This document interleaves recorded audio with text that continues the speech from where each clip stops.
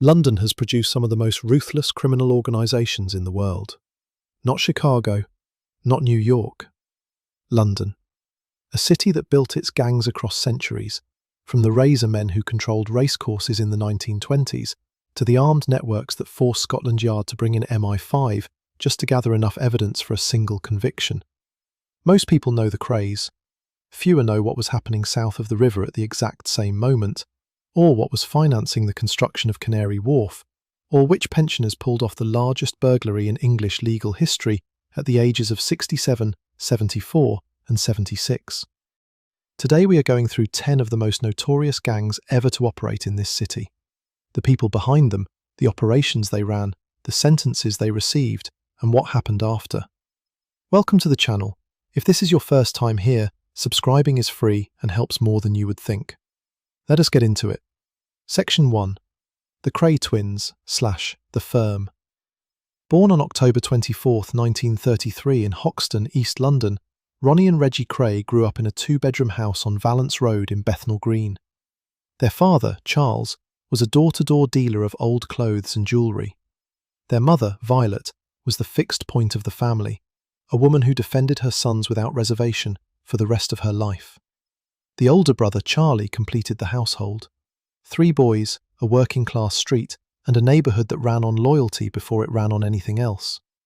The East End of the 1930s and 1940s was dense, poor, and tightly bonded. Families lived close together. Everyone knew everyone. You looked after your own, and you did not involve outsiders in your business. Ronnie and Reggie absorbed that code early. They were also physically gifted. Both took up boxing as teenagers, trained seriously, and had their first professional bouts at 17. A legitimate career in the sport looked possible, at least briefly, before national service cut across everything. In 1952, at 18, both were called up to serve in the army. Neither had any interest in following orders from people they had not chosen to respect. They went absent without leave almost immediately after reporting. They assaulted a police constable. They bounced between military custody and brief freedom before being dishonourably discharged. By the mid-1950s, they were back in Bethnal Green, and any real thought of a different life had faded. They started with a snooker hall in Mile End. When rival youth came to cause trouble, the twins dealt with it efficiently enough that word spread about what they were capable of. More venues followed. A billiard hall.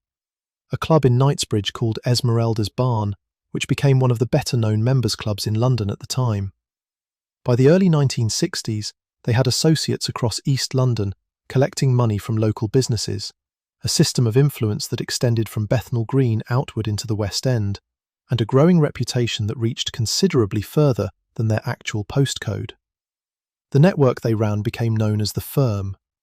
It was loosely structured, built on personal loyalty rather than formal hierarchy, and it functioned because most people in their orbit understood that refusing a request from the twins was not really an option. What separated the Crays from almost every criminal operation in London at that time was how openly they operated. Most gang figures avoided attention. The Crays pursued it.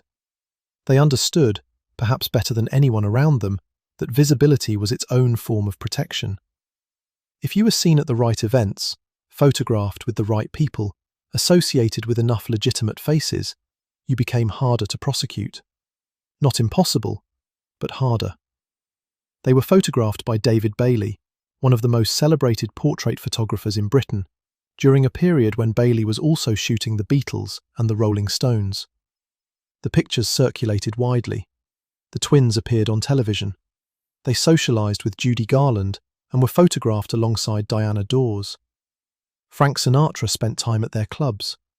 Lords and members of Parliament attended their events. The most politically sensitive of these associations involved Conservative MP Robert Boothby. A photograph of Boothby alongside Ronnie at a gathering made its way to a newspaper in 1964. The resulting parliamentary anxiety was handled quietly, behind closed doors, and the matter was suppressed before it became a formal scandal. The degree to which influential people actively protected the twins, knowingly or otherwise, remains one of the more uncomfortable aspects of their story. Ronnie was the more volatile of the two. He had been diagnosed with paranoid schizophrenia in the early 1960s, though this was concealed for some time. Reggie was sharper, more contained, better at managing relationships and keeping the operation functioning day to day. Together they complemented each other in a way that made the firm more effective than either could have made it alone. Friction with the Richardson gang, based south of the river in Camberwell, had been building through 1965. During a Christmas gathering at the Astor Club in December of that year, George Cornell, a senior Richardson associate, made a publicly humiliating remark directed at Ronnie in front of other people. The exact words were repeated afterward by various people who claimed to have been there, but the specifics mattered less than the fact that it was said openly. In that world, that kind of remark required a response. On 9th March 1966, Ronnie Cray walked into the Blind Beggar public house on Whitechapel Road. Cornell was seated at the bar. Other customers were present. Ronnie approached Cornell and attacked him with a firearm at close range. Cornell passed away at Maida Vale Hospital that evening. Nobody in the pub identified Ronnie to police. The barmaid standing directly behind the bar during the attack testified that she had not seen who carried it out. Ronnie was not charged. Reggie's central involvement came 18 months later. Jack McVitie, a member of the firm who went by the nickname Jack the Hat, had accepted payment to carry out a contract and then failed to complete it. He had also been speaking recklessly about the twins in places where he should have known better. In October 1967, McVitie was brought to a flat in Stoke Newington under false pretences. Reggie Cray ended his life there. Charlie Cray assisted in disposing of the body afterward. The investigation that followed was led by Detective Superintendent Leonard Reed, known in police circles as Nipper. Reed had been tasked specifically with building a case against the twins after earlier attempts had collapsed. Witnesses were afraid to come forward. Associates went silent. It took close to 4 years of careful, methodical work before Reed had enough to move. In May 1968, coordinated early morning raids across East London brought in both twins and dozens of firm members simultaneously.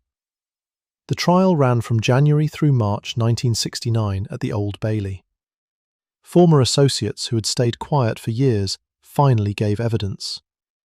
On March 5, 1969, both Ronnie and Reggie were convicted, Ronnie for the passing of Cornell, Reggie for McVitie's.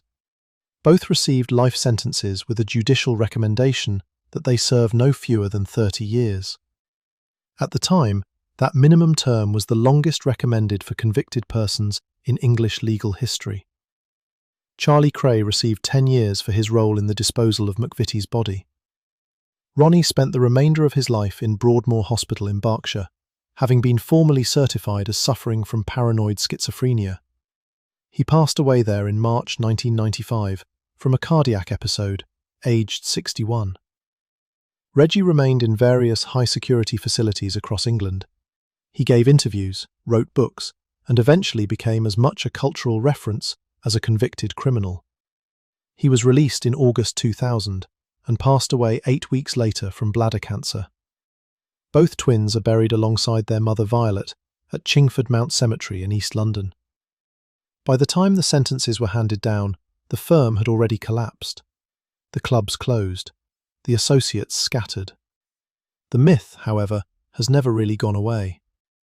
The Crays built their power on visibility and fear in equal measure. What was developing across the river in South London at exactly the same time was the opposite approach entirely. No celebrity photographs, no politicians at the party, no interest whatsoever in being seen. The Richardson gang preferred to operate in the dark, and what happened to people who crossed them was a great deal worse than anything the Crays ever publicly admitted to. Section 2. The Richardson Gang / the Torture Gang. Camberwell is about 4 miles south of Bethnal Green. In the 1960s, it was another working-class part of London. Terraced houses, local pubs, families who had been in the same streets for generations. Charlie Richardson was born there in January 1934, 1 year after the Cray twins, and his younger brother Eddie arrived 2 years after that. Their father was what people then called a rag and bone man, someone who moved through streets collecting old scrap. He left the family when both boys were young. Their mother ran a small sweet shop to keep things together.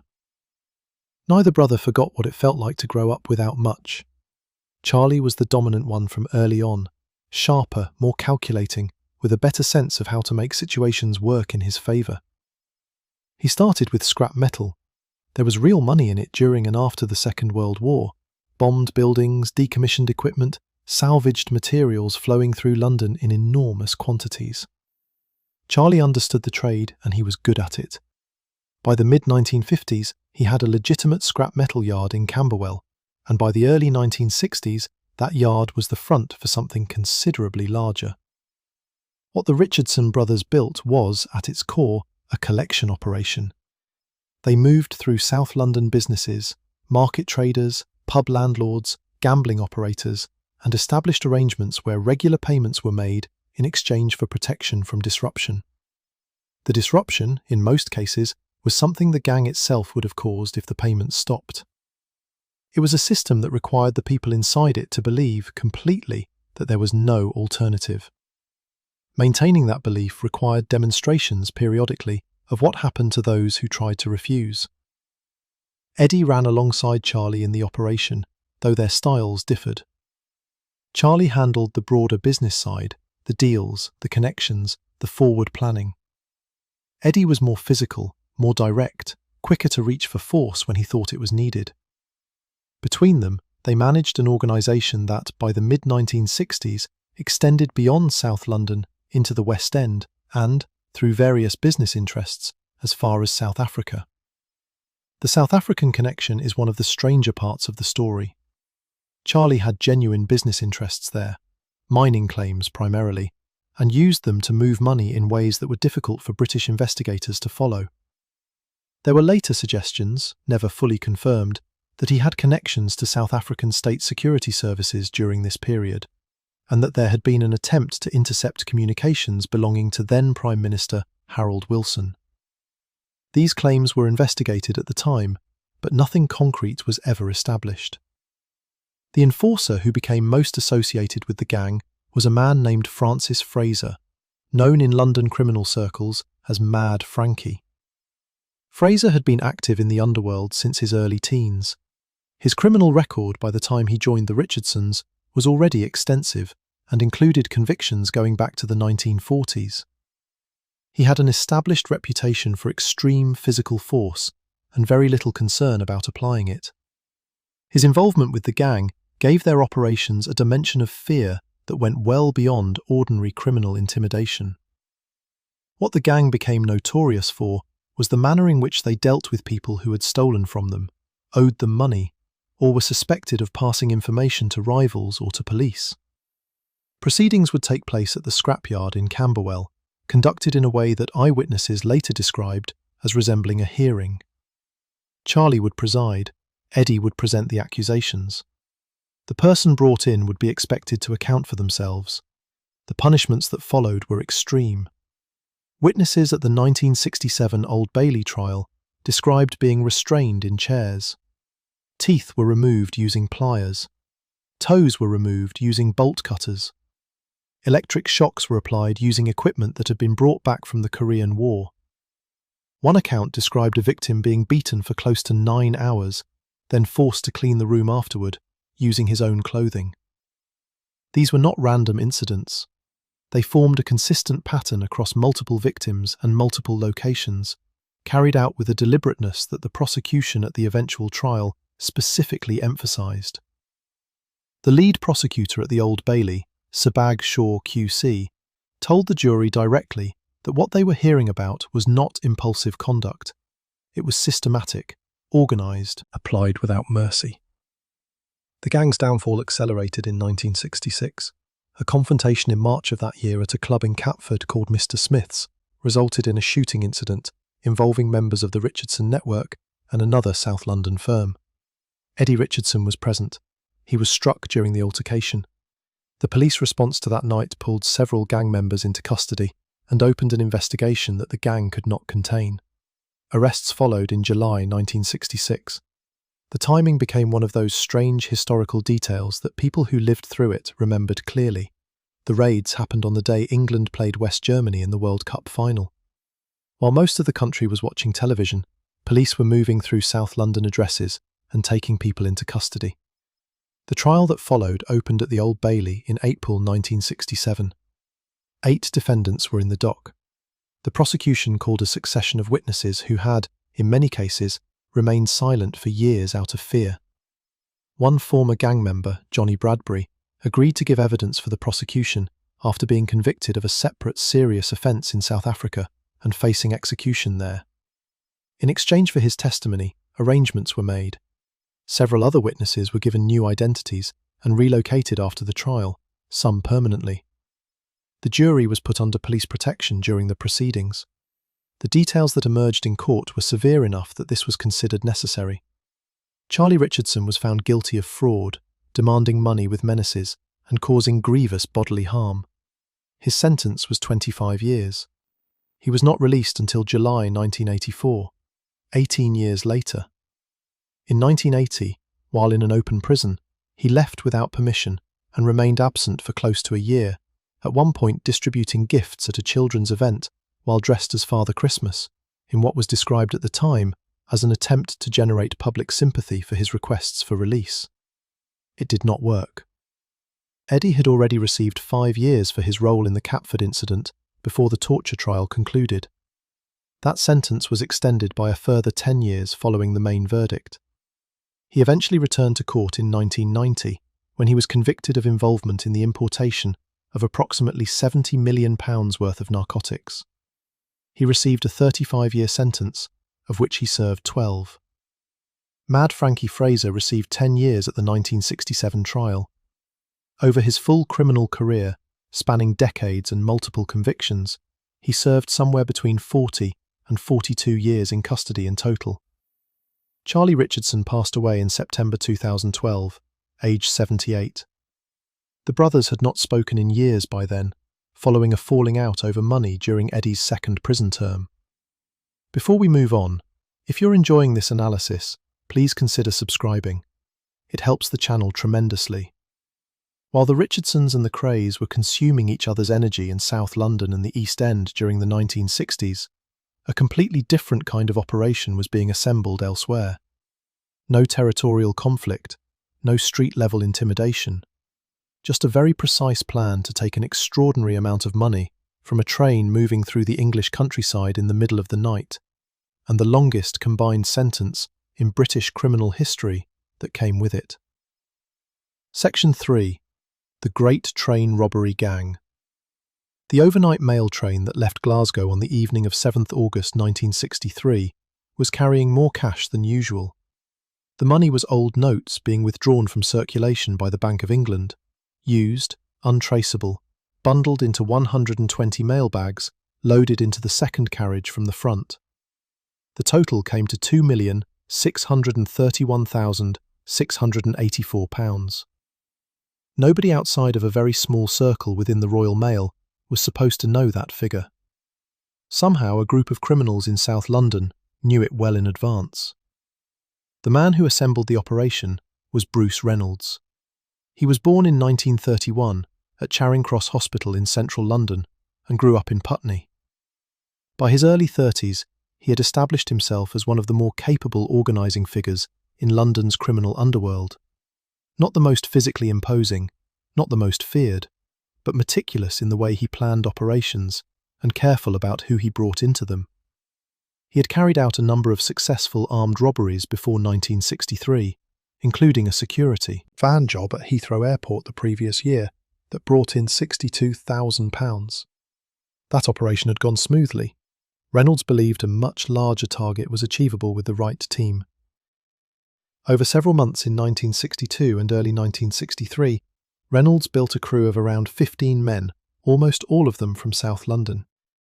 Gordon Goody was his closest associate and effectively his second in command, a hairdresser by trade, calm under pressure, experienced. Charlie Wilson and Buster Edwards were also central to the planning. Ronnie Biggs joined relatively late and had a minor operational role. His specific job was to bring in an experienced train driver who could operate the locomotive once the crew had taken control of it. The inside information came from a contact referred to only as the Ulsterman. His real identity has never been established. He had access to Royal Mail scheduling information and was able to confirm when large cash shipments would be aboard the Glasgow to London service. He was never arrested and never publicly identified. On the night of 7th August 1963, the gang left a farmhouse they had rented in Oakley, Buckinghamshire, roughly 27 miles from their intended location, and drove to a stretch of track near Bridego Railway Bridge in Ledburn. They had tampered with the trackside signals in advance, rigging them so that a red light would stop the train at the precise location they needed. At just after 3 in the morning, the train came to a halt exactly where they planned. The driver was Jack Mills, 57 years old. When gang members entered the cab to take control of the locomotive, a struggle occurred. Mills was struck on the head with a heavy implement. He sustained a serious head injury. He never returned to work afterward and spent the rest of his life dealing with the physical effects of that night. He passed away in 1970 from an unrelated illness, though his family maintained for decades that the trauma of the attack had affected his health throughout those final years. The gang had intended to use the retired train driver Biggs had recruited to move the locomotive forward along the track to Bridego Bridge, where vehicles were waiting below the embankment.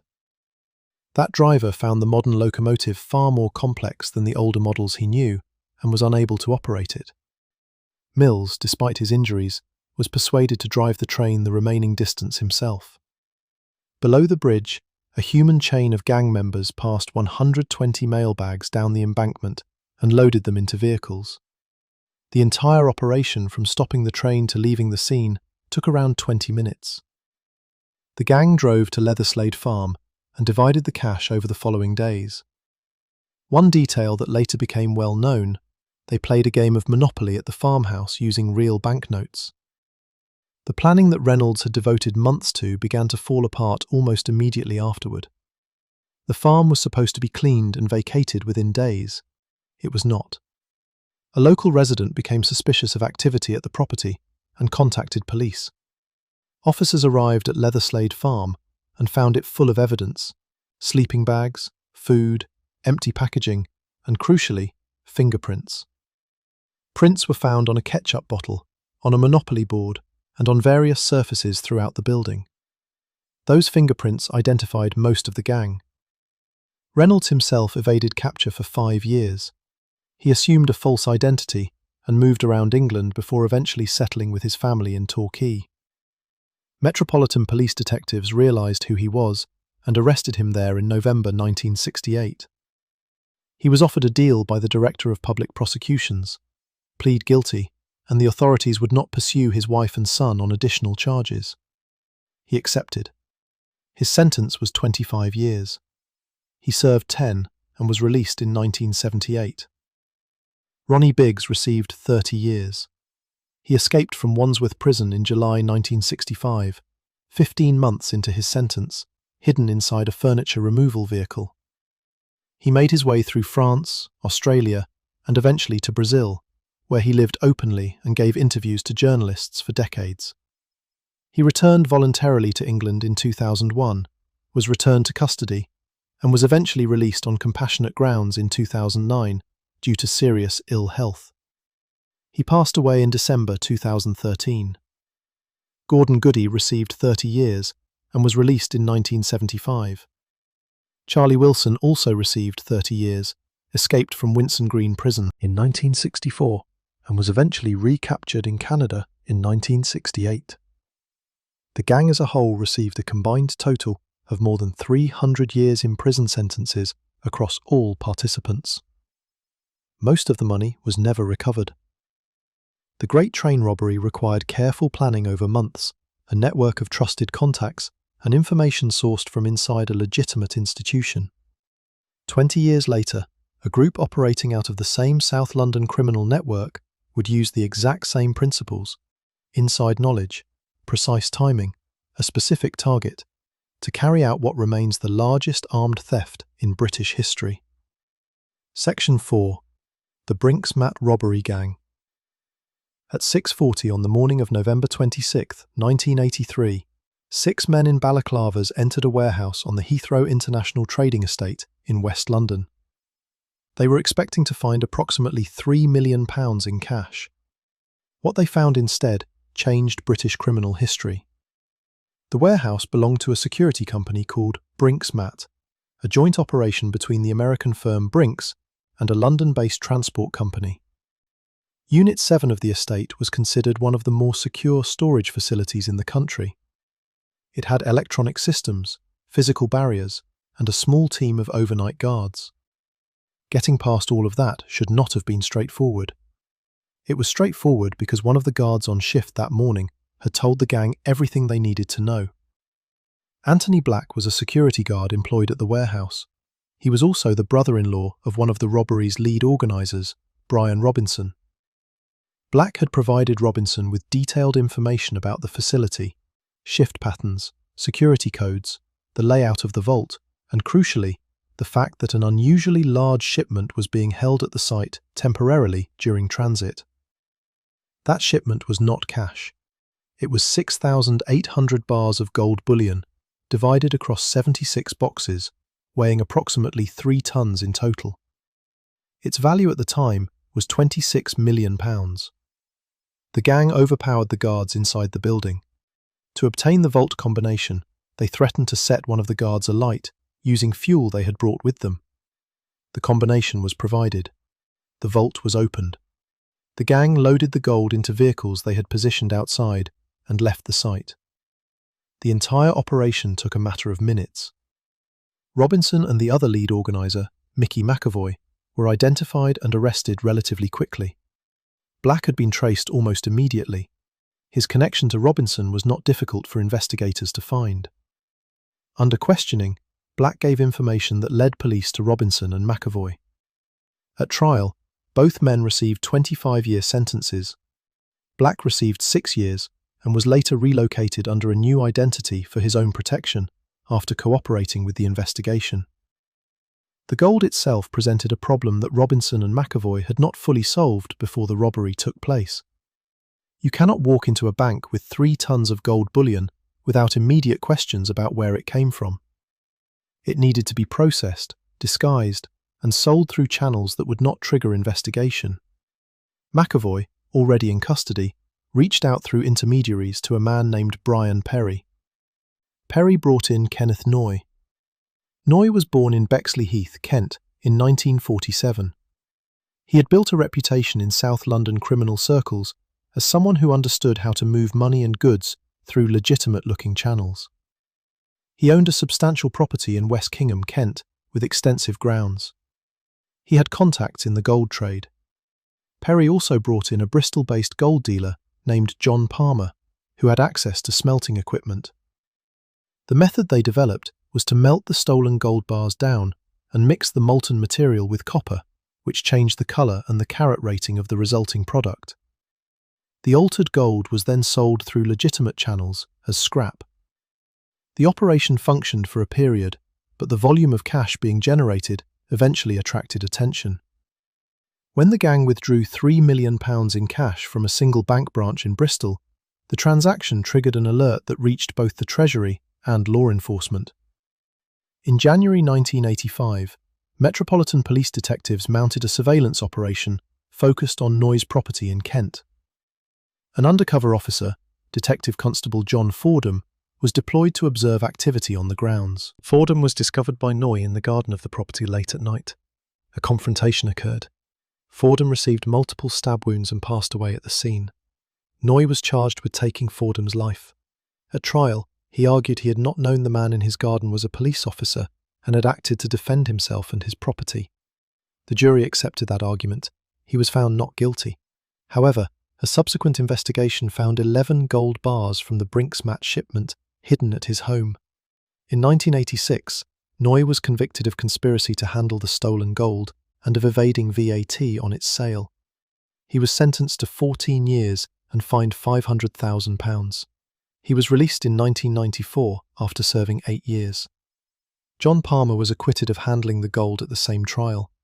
He went on to build a timeshare business empire in Tenerife that later became the subject of a separate major fraud investigation.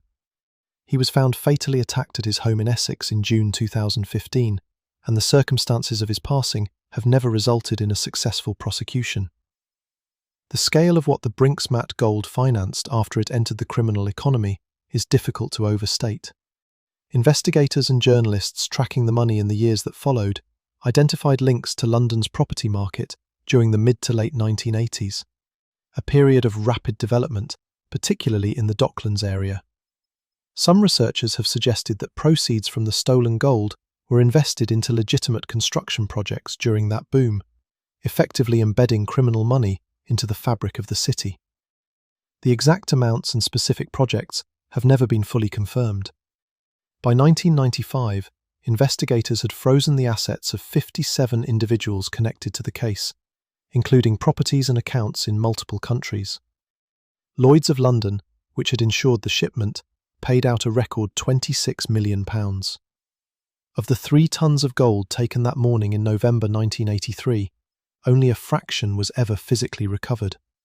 Before we move on, if you're enjoying this analysis, please consider subscribing. It helps the channel tremendously. The men who handled the Brinks-Mat gold were specialists, people brought in specifically because they knew how to move money that could not be moved openly. One of those men, Kenneth Noy, walked free from his 14-year sentence and returned to ordinary life in Kent. 2 years later, an argument on a motorway slip road would put him back before a judge, this time facing a charge he would not escape. Section 5. Kenneth Noy, the M25 murder. Kenneth Noy was released from prison in the spring of 1994. He had served 8 years of his 14-year sentence for handling the Brinks-Mat gold. He was 46 years old, in reasonable health, and by the accounts of people who knew him at the time, largely unchanged by the experience. He returned to Kent. He maintained his contacts. He moved through the same social circles he had occupied before his conviction. Whatever adjustment to ordinary life his release was supposed to represent, he did not appear to make it. By 1996, he was living on licence, meaning his release was conditional on good behaviour, and he could be returned to custody if he violated the terms set by the parole board. On the afternoon of the 19th of May 1996, Noy was driving on the M25 motorway near Swanley in Kent. The M25 is one of the busiest roads in Europe, a ring road that encircles Greater London and carries enormous volumes of traffic at all hours. On that particular afternoon, the traffic had slowed and vehicles were bunched together on a slip road. Noy's vehicle and another car, driven by a 21-year-old man named Stephen Cameron, became involved in a confrontation. Cameron was travelling with his fiancée, Danielle Cable. Accounts of how the argument started differ slightly depending on the source, but what is documented is that both men got out of their vehicles. The confrontation became physical. Noy produced a blade and attacked Cameron. Cameron sustained injuries that proved fatal. He passed away at the scene. Cable witnessed the entire incident from a few feet away. She saw Noy's face clearly. She saw what he did. She would later become the most important witness in the case against him. Noy left the scene immediately. He did not contact emergency services. He did not hand himself in to police.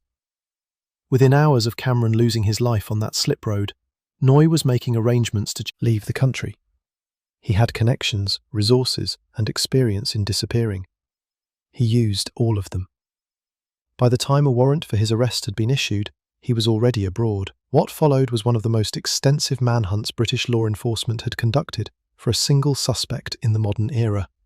Noy moved through Europe, staying in various locations and maintaining a low profile. He was known to have spent time in Spain, a country that had a well-established community of British criminals who had relocated there over the decades. He had money, he had contacts. He was not easy to find. The investigation was complicated further when a Metropolitan Police Detective Constable named John Donald was found to have been passing confidential information from the inquiry directly to Noy's associates. Donald had access to details of the investigation and had been selling that information. He was convicted in 1997 and sentenced to 11 years in custody. His actions represented a direct obstruction of the hunt for Cameron's attacker and bought Noy additional time. The breakthrough came in August 1998, more than 2 years after Cameron lost his life. Noy was identified in the town of Barbate on the southern coast of Spain.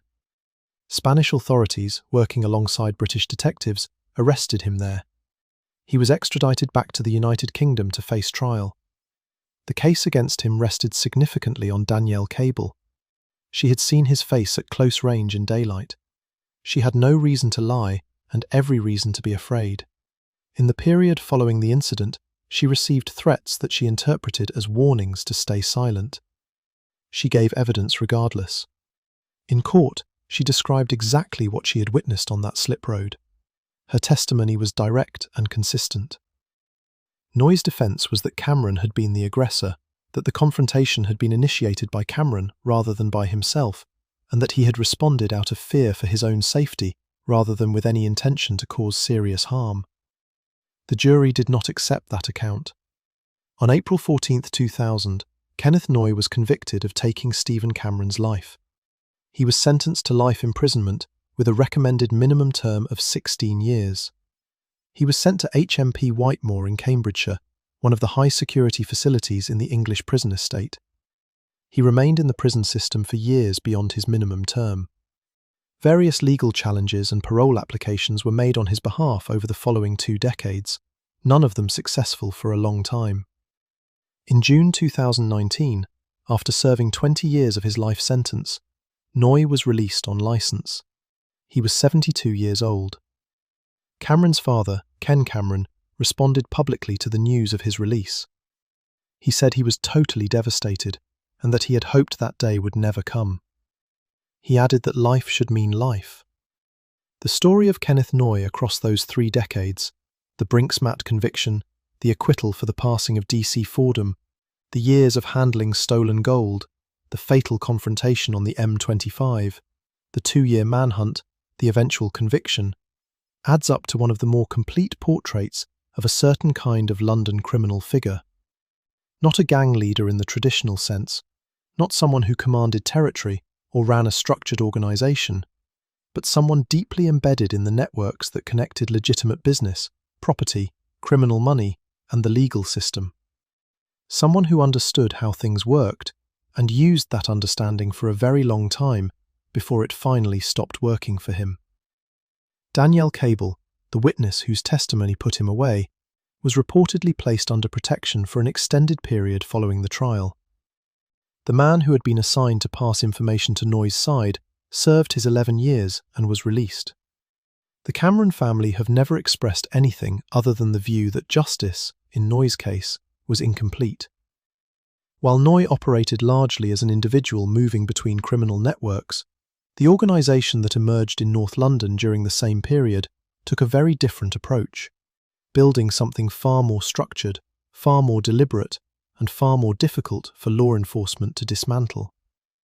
The Adams family did not just participate in organised crime.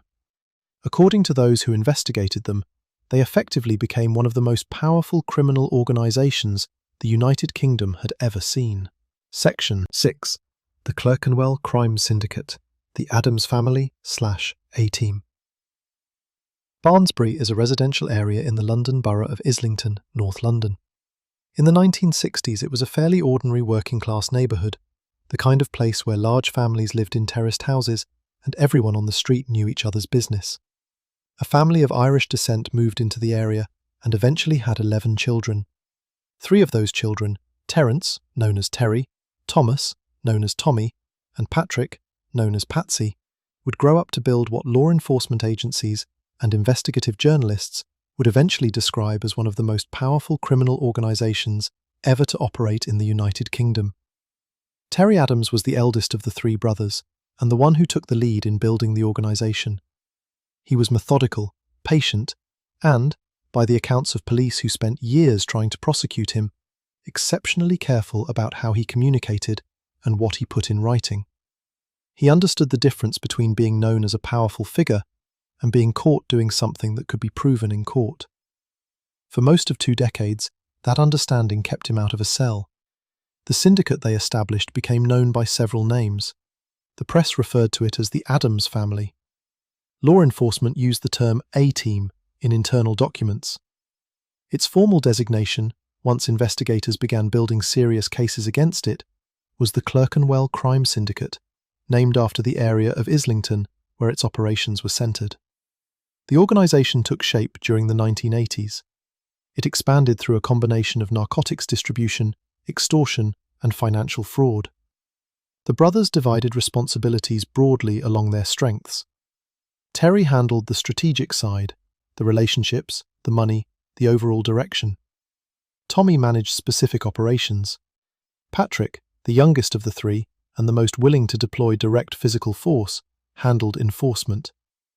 He built a reputation in London criminal circles for extreme personal violence and had been a suspect in connection with a significant number of serious incidents over a period of years, none of which resulted in early prosecution.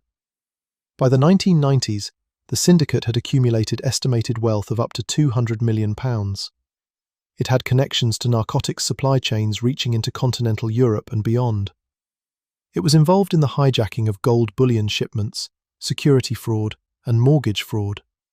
It was also linked, by police and media investigations, to approximately 25 fatalities over the course of its operation, though convictions directly connecting the organisation's leadership to specific acts of fatal violence proved persistently difficult to achieve.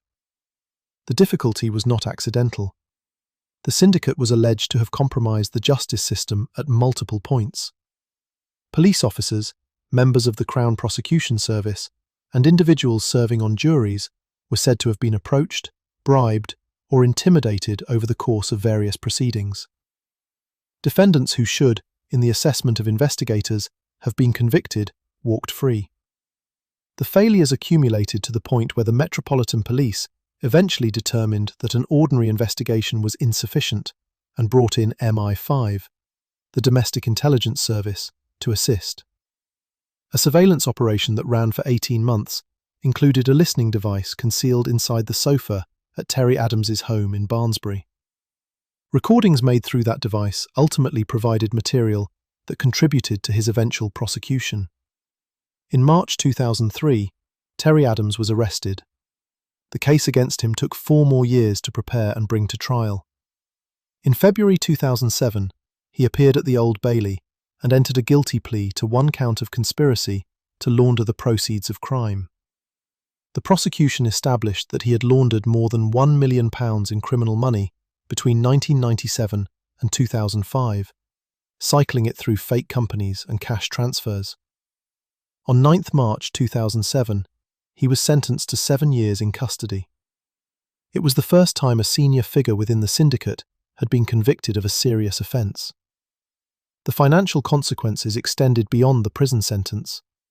He was ordered to repay £4,700,000 in legal aid costs and a further £800,000 in prosecution expenses. A confiscation order was eventually set at £1 million, paid in cash by his wife 2 days before the deadline.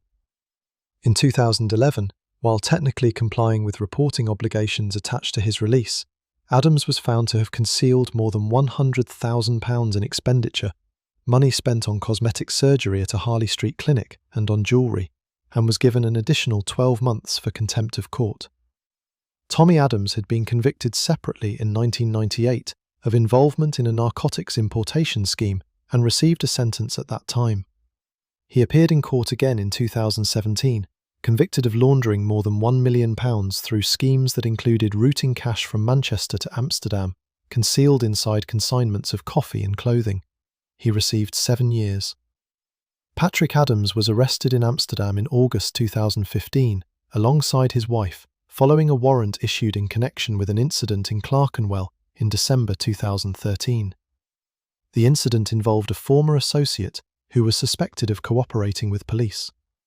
Patrick entered a guilty plea at Woolwich Crown Court to causing grievous bodily harm with intent and was sentenced to 9 years in 2016. A man who was reported to be a nephew of Terry Adams was convicted separately in 2010 in a case that became known as the Jigsaw case after investigators established that he had disposed of 4 bodies on behalf of the family. He was 38 years old at sentencing and received a minimum term of 36 years. The syndicate is considered by law enforcement to still be operational, though at reduced capacity following the successive convictions of its 3 founding brothers.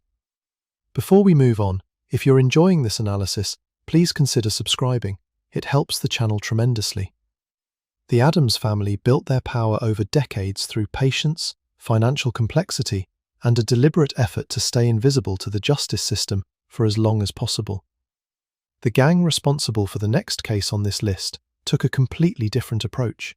10 days of meticulous physical labour in the middle of London, carried out by a group of men old enough to be collecting pensions, resulting in the largest burglary in English legal history. Section 7. The Hatton Garden Heist Gang. Hatton Garden is a short street in the London borough of Camden, just east of Holborn.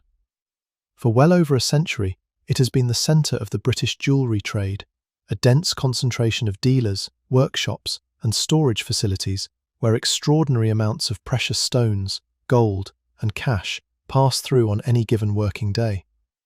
Underneath one of its buildings sat a vault operated by the Hatton Garden Safe Deposit Company, where private customers rented secure boxes to store whatever they considered too valuable to keep at home. Thousands of boxes, decades of accumulated wealth, a 50-centimetre thick concrete wall. Over the Easter bank holiday weekend of 2015, a group of men broke through that wall and opened as many of those boxes as they could reach. They took somewhere between £10 and £14 million worth of jewellery, cash, and precious stones. It remains the largest burglary in English legal history. The men who carried it out were not young. Brian Reeder was 76, Terry Perkins was 67, John Collins was 74, Danny Jones was 58, Carl Wood was 58, William Lincoln was 60. The man who disabled the building's security system and let them in, Michael Seed, who went by the nickname Basil, was 57. A 7th participant, Hugh Doyle, was 48 and played a supporting role in the operation. These were career criminals, almost all of them with records stretching back to the 1960s and 1970s. Brian Reeder had previously been convicted of handling gold from the Brinksmat robbery 3 decades earlier. John Collins had fraud and robbery convictions going back to the same era. The planning had been underway for approximately 3 years before the Easter weekend. The gang met regularly at a pub called The Castle on Pentonville Road in Islington, North London, to work through the details. They discussed access points, equipment, timing, and how to move around the building without triggering alarms. The prosecution at their eventual trial noted specifically that these meetings were frequent, sustained, and carefully focused on making the operation work. On the evening of April 2, 2015, the group entered the building through the front entrance, having obtained access via the lift shaft. They descended to the basement and began drilling through the vault wall, using a Hilti DD350 industrial diamond drill, the kind of equipment used in professional construction work. The drill was powerful enough to bore through reinforced concrete. Getting it down into the basement and into position was itself a significant physical undertaking for a group of men in their 60s and 70s.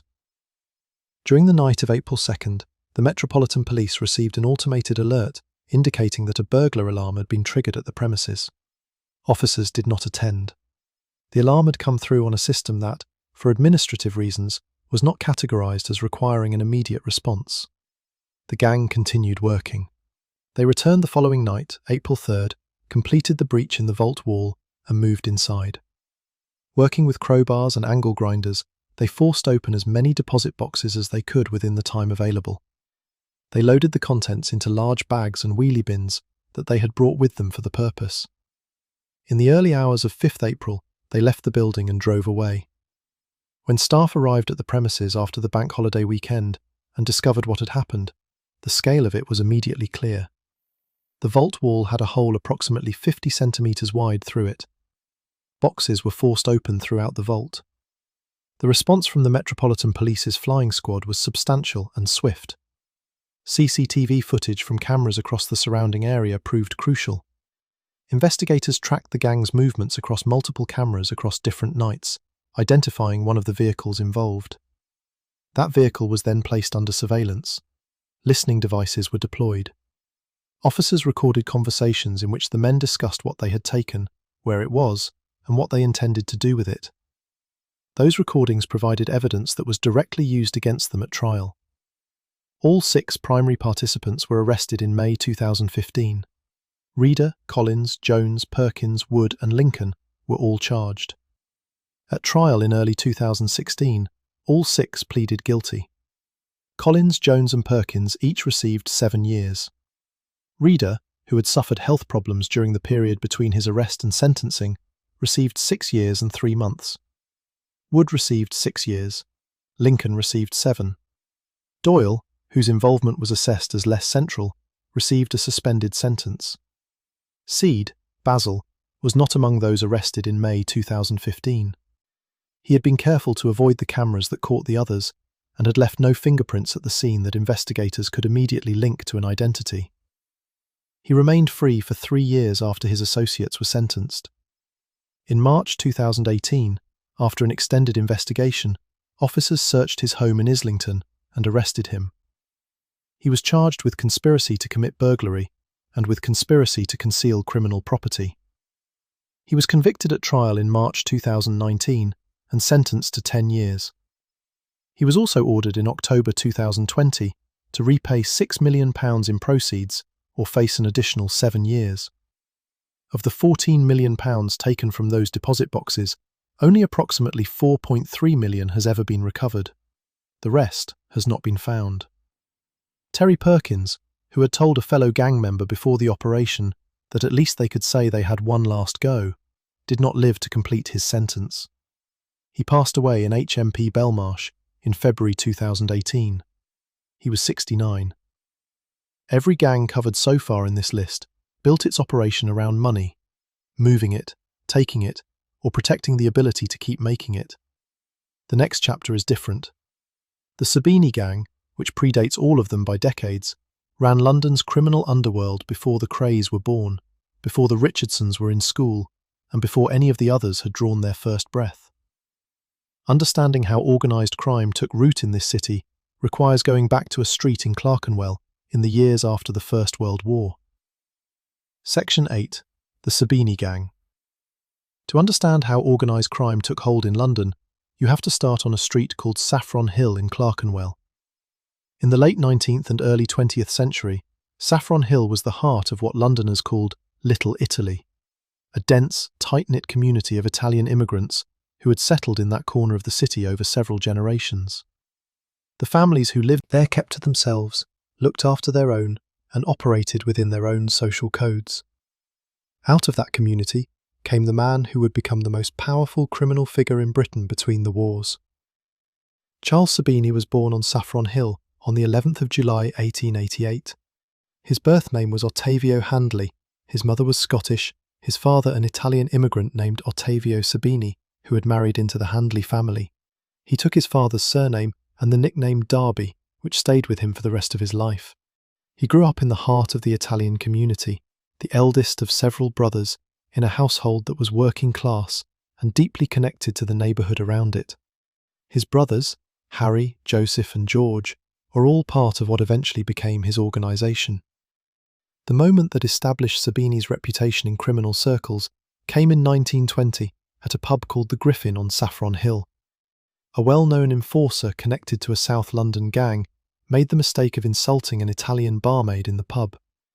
Sabini confronted him physically and knocked him out in front of witnesses. The story spread quickly. In the neighbourhood and in the wider underworld, he became someone people understood not to cross.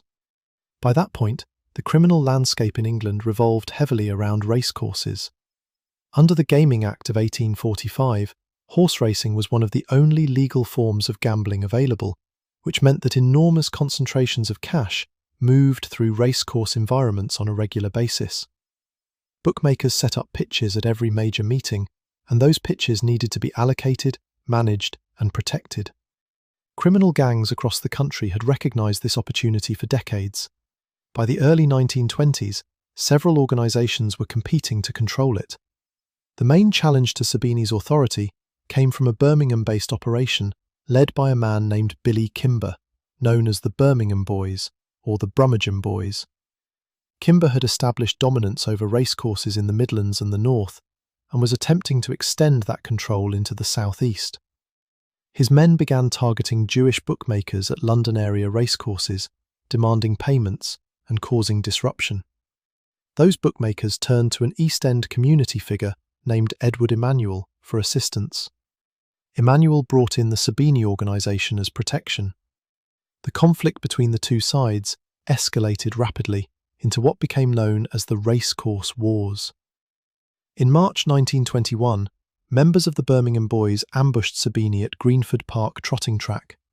Days later, Kimber was found seriously injured near King's Cross. He had gone to meet Sabini, and the encounter had not gone as he intended. The violence continued across racecourses throughout the southeast over the following months. The decisive moment came at an incident that became known as the Epsom Road Battle. The exact details were disputed at the time, but the result was unambiguous. 23 members of the Birmingham Boys were arrested and jailed in its aftermath. Kimber's capacity to challenge for Southern Territory was effectively broken. The Sabini organisation was also engaged in a separate conflict with another Italian family from the Clerkenwell area, the Cortesi brothers. Both families had been allied initially, but a dispute over the division of income from gambling clubs and bookmakers broke the relationship. In December 1922, members of both sides attended a gathering at a club called the Fratellanza in Little Italy. The meeting was supposedly a peace negotiation. It ended in a shooting. Harry Sabini was struck in the stomach by a member of the Cortesi family. Several people were injured. The Cortesi brothers were subsequently prosecuted. At the Old Bailey trial that followed, the judge noted that the case resembled the old Italian family feuds of the Montagues and Capulets. At its peak, the Sabini organisation had an estimated 100 members. It imported Sicilian gunmen when additional muscle was required. It was notorious for razor attacks on rivals, blades used to slash faces, leaving scars that served as permanent warnings to others in the trade. Sabini himself rarely needed to apply force directly. His reputation was sufficient in most situations. A police officer who had observed him over a period of 20 years later described him as someone who appeared straightforward and would go a long way to avoid trouble. That assessment, generous as it was, sat awkwardly alongside a gang that maintained its position through consistent and calculated physical intimidation. What made the Sabini organisation unusually durable was its relationship with authority. The gang had connections within the Metropolitan Police and was said to have friends among politicians. Prosecutions against Darby Sabini personally collapsed repeatedly due to witness reluctance or insufficient evidence. He was arrested on multiple occasions across the 1920s and faced charges related to assault, affray, and related conduct. Almost none of them resulted in conviction. His downfall came not through criminal prosecution, but through a civil case. He sued a newspaper called the Topical Times in 1924 for describing him as a gangster. He lost. Unable to meet the legal costs awarded against him, he was declared bankrupt. His authority over the racecourses was further eroded through the late 1920s as the Jockey Club and law enforcement increasingly restricted gang activity at meetings. When the Second World War began and Italy entered the conflict against Britain, Sabini was arrested in April 1940 at a Greyhound Stadium in Hove and interned as an enemy alien. He was released following an appeal in 1941, but by then, a new generation had taken over. He passed away on the 4th of October 1950 at his home in Hove, leaving very little money. The criminal empire he had built was gone. Before we move on, if you're enjoying this analysis, please consider subscribing. It helps the channel tremendously. The Sabini gang ran its operations through fear, corruption, and a network of community loyalty that made it almost impossible for outsiders to penetrate. Decades later, a completely different type of criminal presence established itself in London, one that brought an entirely new kind of violence to the city's streets and forced law enforcement to build a dedicated unit from scratch just to respond to it. Section 9. The Yardies, London Jamaican crime gangs. In the early 1980s, a new criminal presence began establishing itself in parts of South and West London that had large Jamaican and British Jamaican communities. The people who made up this presence came to be known in the British press and in law enforcement circles as yardies, a term derived from Jamaican slang, where yard refers to home. In its broadest sense, yardie simply meant a Jamaican national living abroad. In the context of British criminal investigation from the 1980s onward, it came to mean something more specific and considerably more serious. The origins of these criminal networks lay in Jamaica itself, in the political violence that swept through Kingston and other Jamaican cities during the 1970s. The two main political parties, the Jamaica Labour Party and the People's National Party, had each developed relationships with gangs in poor urban areas, using them during election periods for intimidation and enforcement. These gangs were armed, organised around geographic territory, and led by figures known as dons. When government funding for those relationships dried up in the early 1980s, and political violence brought increased pressure from Jamaican authorities, many gang members looked elsewhere.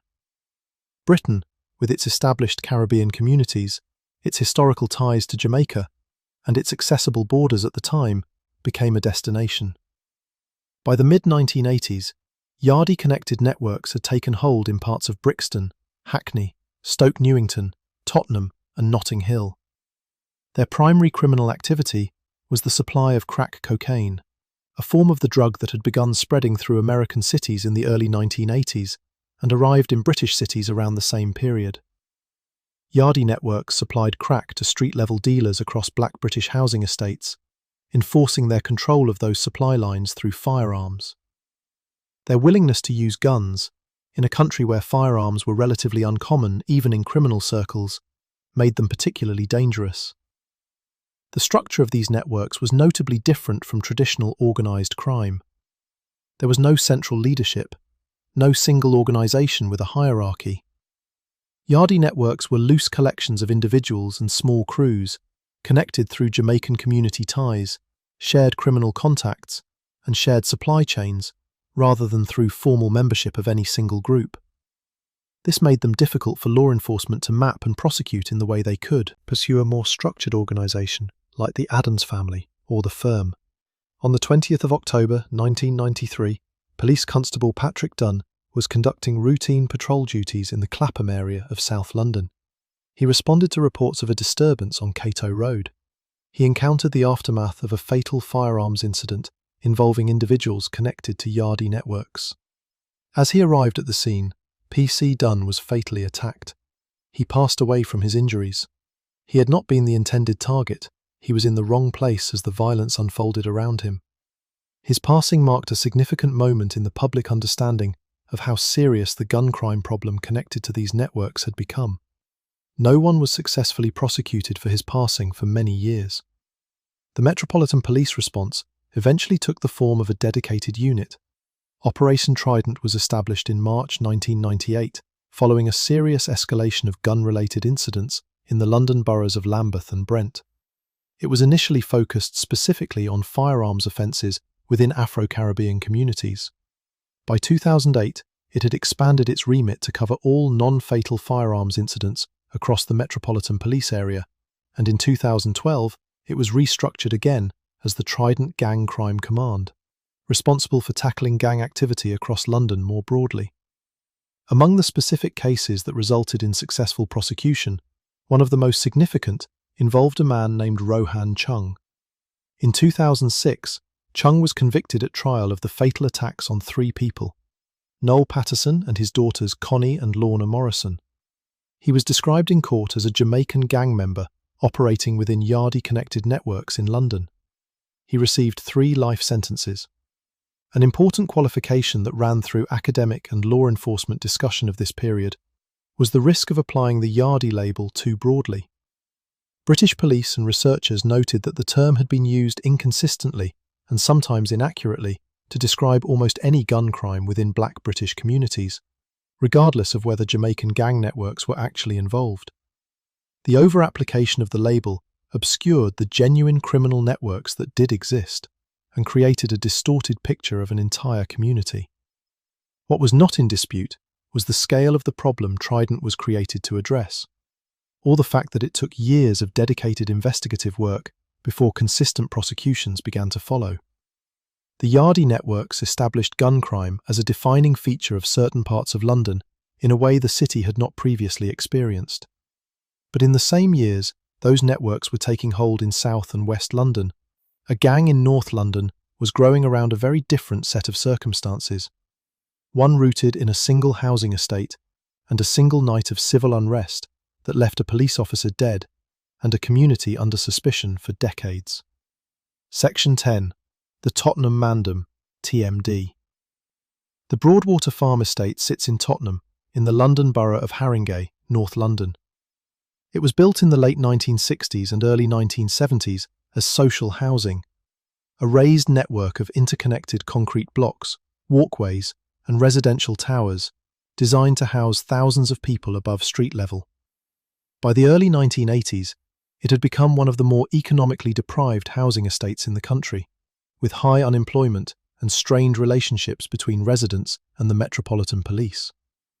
On October 5, 1985, following the passing of a local woman named Cynthia Jarrett during a police search of her home, serious civil unrest broke out on the estate.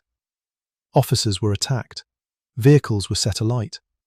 In the violence that followed, Police Constable Keith Blakelock was cut down by a group of individuals on the estate and passed away from his injuries. His was the first fatal attack on a police officer during civil unrest in Britain since 1919. Nobody was ever successfully prosecuted for his passing. 3 men were convicted at a 1987 trial, but those convictions were overturned on appeal and the men were released. The case remains formally unsolved. The gang that would become the Tottenham Mandem had already begun forming on the estate in the period before the riot. It had operated initially under the name Frontliners, then shifted to Tottenham Boys, before eventually becoming known as the Tottenham Mandem, TMD. Its membership was drawn predominantly from the Black British community on and around the estate, and it grew through the late 1980s and into the 1990s into one of the largest street gangs in North London. The figure who came to define the organisation was Mark Lambie. Lambie was one of the early members and eventually assumed a leadership role within the group. He was a suspect in connection with PC Blakelock's passing during the 1985 riot, but was never charged. In 1991, he was sentenced to 3.5 years in custody following his involvement in a gang-related shooting, though the sentence was subsequently reduced by 1 year on appeal. By 2000, Lambie had built a network of connections that extended well beyond Tottenham, reaching into criminal networks in Wembley, Harlesden, and South London. He had also, according to police intelligence reports from that period, built a reputation in the local community that went beyond ordinary fear. Some people in the area around Broadwater Farm believed he was untouchable in a way that defied normal explanation. He acquired nicknames, Devilman, Obeahman, Prince of Darkness, that reflected the degree to which his perceived power had taken on an almost mythological quality for people who lived around him. The Metropolitan Police's Operation Trident, which had been established in 1998 to tackle gun crime in Afro-Caribbean communities, identified Lambie as one of its primary targets during the early 2000s.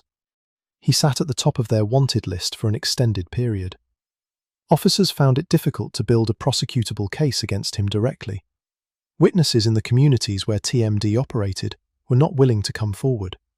In 2002, Lambie was ultimately jailed on firearms-related charges, which marked the end of his direct leadership of the organisation. TMD splintered during and after that period into a collection of smaller independent groups operating across North London. One of those splinters was a gang known as NPK, Northumberland Park Killers, named after an area in Tottenham. On 3rd of February 2018, a former NPK member named Kwabena Nelson, known as Kobe, was fatally attacked by members of a rival North London gang called the Wood Green Mob, following a confrontation involving vehicles. A man named Neron Quarte was subsequently convicted in connection with Nelson's passing and received a minimum sentence of 26 years. TMD no longer operates as a unified entity. The estate where it began has since been partially demolished and redeveloped, and the community that surrounded it has changed considerably. What it left behind was a blueprint for how street-level gang culture in North London organised itself. Territory-based, community-embedded, and resistant to outside investigation. 10 gangs, 10 stories, and across all of them, the same pattern. Power built in the spaces where authority was absent or compromised, maintained through fear, and eventually broken by the weight of its own consequences. What connects every case on this list runs deeper than crime itself, and the conclusion pulls that thread all the way through. If you enjoyed this video essay, make sure to subscribe. Thanks for watching, and I'll see you in the next one.